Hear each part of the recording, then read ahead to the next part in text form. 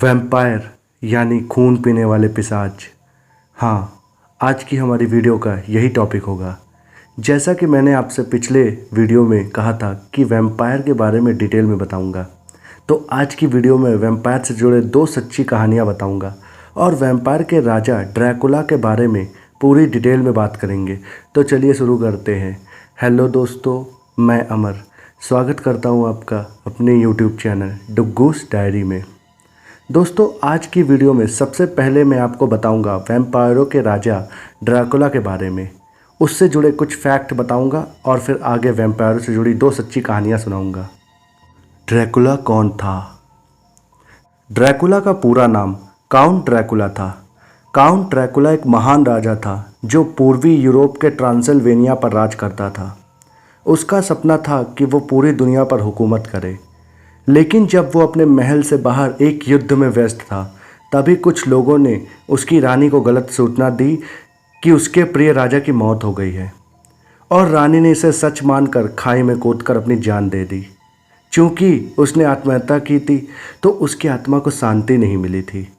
इधर जब काउंट वापस लौटा तो उसे अपनी रानी की मौत का समाचार मिला। मरने से पहले रानी ने काउंट को पूर्व जन्म में फिर से मिलने का वादा किया था। इसीलिए काउंट ने हमेशा अमर बने रहने के लिए देवताओं से बगावत कर दी और खून पीकर जिंदा रहने को अपना मकसद बना लिया, और उसने शैतान की पूजा शुरू कर दी।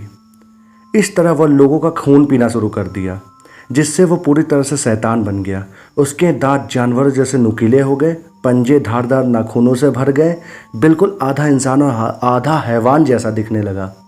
कहते हैं कि वो जिसका खून पी लेता था वो भी उसके जैसा ही एक वैम्पायर बन जाता था। इस तरह उसने अपनी वैम्पायरों की एक सेना बना ली। वो हर रात को शिकार पर निकलता, उसके आने से पहले चमगादड़ दिखा करते थे। उसका डर 17वीं सदी से शुरू हुआ तो आज तक यूरोप के एक बड़े हिस्से की आबादी पर कायम है। उस दौर के ट्रांसिल्वेनिया इलाके का एक बड़ा हिस्सा आज के यूरोपीय देश रोमानिया में पड़ता है, जहां लोग आज भी ड्रैकुला और दूसरे शैतानों से डरते हैं। रोमानिया की लोक कथाओं में लहसुन को काफ़ी अहमियत दी जाती है। ये बुरी आत्माओं से लोगों को बचाने का काम करता है। पूर्वी यूरोप में तो भूत प्रेतों की बहुत सी लोक कथाएँ हैं। इन सभी कहानियों में नापाक रूहों से निजात दिलाने का जरिया लहसुन को ही बताया गया है। ड्रैकुला का अंत। ड्रैकुला के आतंक से लोग इतना ज़्यादा घबरा गए थे कि लोगों ने घर से निकलना ही बंद कर दिया था। फिर एक चर्च के पादरी ने ड्रैकुला को ख़त्म करने का निश्चय किया। चूंकि ड्रैकुला हर रात शिकार करने निकलता था, एक रात पादरी ने अपने साथियों के साथ मिलकर ड्रैकुला को फंसाने के लिए एक जाल बिछाया। उसने एक घर में दरवाजे और खिड़कियों पर लहसुन की माला बनाकर टांग दी और उसे पर्दों से छुपा दिया, और अपनी एक शिष्य को चादर ओढ़कर सोने का नाटक करने को कहा। उसने वैसा ही किया। जैसे ही आधी रात के वक्त ड्रैकुला खिड़की से कमरे में दाखिल हुआ और लड़की का खून पीने ही वाला था कि तभी पादरी ने कमरे की लाइट ऑन कर दी और लहसुन की मालाओं से पर्दा हटाया, तो ड्रैकुला कुछ कमज़ोर सा पड़ गया और लड़खड़ा गया। तभी पादरी के साथियों ने उसे जंजीरों से कैद कर लिया। फिर पादरी ने अपने पास पहले से रखे चांदी से बने क्रॉस से ड्रैकुला के दिल पे वार किया, जिससे वो मरा तो नहीं लेकिन बेहोश हो गया, और फिर उसके शरीर पर लहसुन की मालाएं बांध दी गई। जंजीरों से कैद कर उसे ताबूत में रखकर चर्च के बाहर आंगन में गाड़ दिया गया। इस तरह ड्रैकुला के आतंक से रोमानिया के लोगों को मुक्ति मिली। अब चलते हैं अपनी पहली कहानी की ओर। पीटर नाम के वैम्पायर की कहानी। सन 1700 के समय में वैम्पायर और उनसे जुड़ी घटनाएं बेहद प्रचलित थी। सन 1700 से 1730 के समय को ड्रैकुला का समय माना जाता है। उन दिनों यूरोप और इंग्लैंड जैसी जगहों पर लोग वैम्पायर का नाम लेने से भी डरते थे। सन 1725 में किसी लोया सर्बिया नाम के जगह पर एक किसान रहता था जिसका नाम पीटर था। उसकी मौत हो गई, लेकिन पीटर की मौत के कुछ दिनों बाद ही कुछ ऐसा घटना घटित हुई जिसे देखकर लोगों के रोंगटे खड़े हो गए। अपनी मौत के 3 दिन बाद पीटर अपने 10 साल के बेटे के पास आया और अपने बेटे से कुछ खाने के लिए मांगा। उसके बेटे ने पीटर को खाना दे दिया और पीटर वहाँ से चला गया। लेकिन अगले दिन पीटर फिर से अपने बेटे के पास आया और खाना मांगने लगा, लेकिन इस बार उसके बेटे ने पीटर को खाना देने से मना कर दिया। अगली सुबह पीटर का बेटा मृत अवस्था में पाया गया उसके शव को देखकर साफ पता चल रहा था कि उस बच्चे के शरीर में खून की एक बूंद तक नहीं बची थी, क्योंकि उस बच्चे का शरीर पूरी तरह से सफ़ेद पड़ चुका था और उसकी आंखें खुली हुई थी, जिन्हें देखकर लग रहा था कि मानो बच्चे ने मरते समय कोई बेहद खौफनाक चीज़ देख ली हो। उस बच्चे के डेड बॉडी में सबसे ज़्यादा विचित्र बात यह थी कि बच्चे की गर्दन की दाहिना और पिछले भाग पूरी तरह से घायल था। उसके घाव को देखकर ऐसा लग रहा था कि मानो किसी ने उस बच्चे की गर्दन को नोच कर खाया हो। इस मौत के बाद लगातार 9 दिनों तक बिल्कुल इसी तरह मौतों का सिलसिला चलता रहा और उस गांव के लोगों के बीच खौफ इस कदर बढ़ गया कि गांव वालों ने वैम्पायर हंटर्स की मदद लेने की कोशिश की। इन वैम्पायर हंटर्स ने जब सभी मौतों और उन सभी 10 लोगों के बॉडीज़ की जांच की तो पाया कि सभी मौतों के पीछे किसी पिशाच यानी वैम्पायर का हाथ है। उन्होंने जब पीटर की कब्र को खोलकर देखा तो वहां मौजूद सभी लोग हैरत में पड़ गए। उन्होंने देखा कि पीटर का शरीर अभी भी बिल्कुल ताज़ा अवस्था में है और उसके कपड़े खून से भीगे हुए थे। पीटर के छाती में पड़ी एक छड़ी को देखा।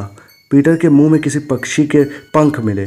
पीटर के लाश को उसके कब्र से निकालकर आग में जला दिया गया और उसके राख को पास के एक चर्च के सामने दफना दिया गया ताकि पीटर का पिशाच फिर से न जाग जाए।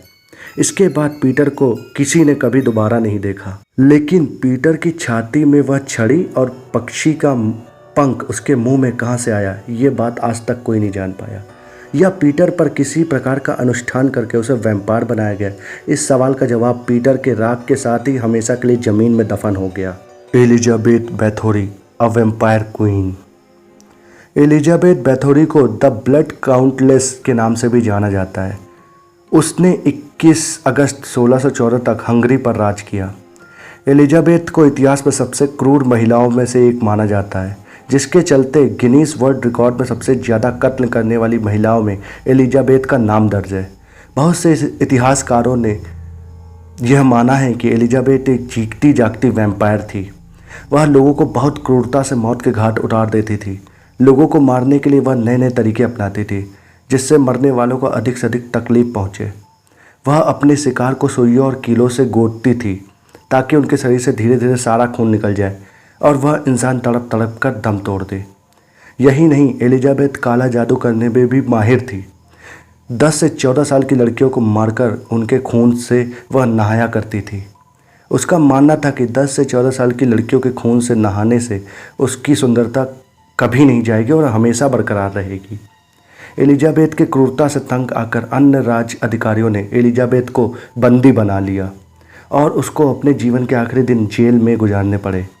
1614 में एक रात एलिजाबेथ ने अपने जेल के पहरेदार से शिकायत की कि उसे हाथों में बहुत ज़्यादा ठंड लग रही है और वह अपने हाथों को महसूस नहीं कर पा रही है। एलिजाबेथ ने पहरेदार को बताया कि उसे ऐसा लग रहा है कि उसका पूरा शरीर आग में जल रहा है और उसे असहनीय जलन एहसास हो रहा है। लेकिन पहरेदार ने एलिजाबेथ की सारी बातों को नज़रअंदाज कर दिया। अगली सुबह एलिजाबेथ को जेल में मृत पाया गया। एलिजाबेथ की मौत के बाद उसे एक कॉफिन में रखा गया और उसे दफनाने के लिए ले जाया गया। लेकिन दफनाते समय जब कॉफिन को खोला गया तो सबके होश उड़ गए, क्योंकि कॉफिन में से एलिजाबेथ की लाश गायब थी। एलिजाबेथ की लाश को गायब होने का कारण और रहस्य आज तक किसी को नहीं पता चला। क्या वाकई में वह एक वैम्पायर थी?